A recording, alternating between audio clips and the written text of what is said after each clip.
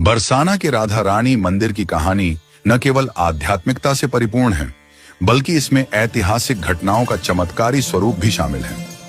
यह कथा औरंगजेब के समय की है, जब ब्रज के मंदिरों पर आक्रमण किए जा रहे थे। इस समय राधा रानी के मंदिर और उनकी प्रतिष्ठा की रक्षा में अद्भुत चमत्कार हुए, जिनसे बरसाना की लाज बची। औरंगजेब के शासनकाल में उनके सैनिक ब्रज के मंदिरों को खंडित कर विग्रहों को अपने कब्जे में ले रहे थे। वृंदावन के गोविंद देव जी को जयपुर भेज दिया गया। मदन मोहन जी और अन्य विग्रहों को भी सुरक्षित स्थानों पर पहुंचाया गया। जब औरंगजेब के सैनिक बरसाना पहुंचे तो वहां के गोस्वामियों और भक्तों ने राधा रानी की मूर्ति को बचाने के लिए योजनाएं बनाई। राधा रानी की विग्रहों को शिवपुर के राजा के पास भेज दिया गया, क्योंकि राजा भक्ति परायण थे और उन्होंने विग्रहों को शरण देने का वचन दिया।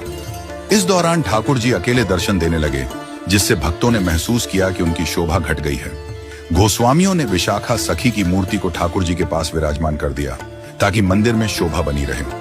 औरंगजेब के सैनिक जब बरसाना के राधा रानी मंदिर की सीढ़ियों पर चढ़ने लगे तो एक चमत्कार हुआ।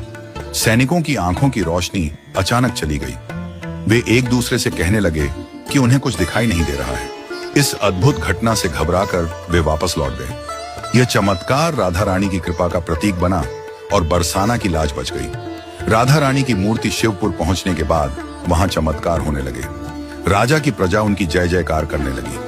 लेकिन कुछ समय बाद गोस्वामियों ने राजा से मूर्ति को वापस करने का अनुरोध किया। राजा ने इसे साफ मना कर दिया, जिससे गोस्वामियों के बीच हलचल मच गई। राधा रानी ने शिवपुर में सेवा कर रहे तीनों पुजारियों को स्वप्न में दर्शन दिए और कहा कि उन्हें बरसाना ले जाया जाए।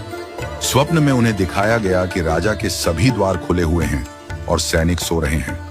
पुजारियों ने इस आदेश का पालन करते हुए मूर्ति को छुपाकर बरसाना लाने का साहसिक निर्णय लिया। स्वप्न के अनुसार सभी द्वार खुले मिले और पुजारियों ने मूर्ति को बरसाना लाने में सफलता पाई।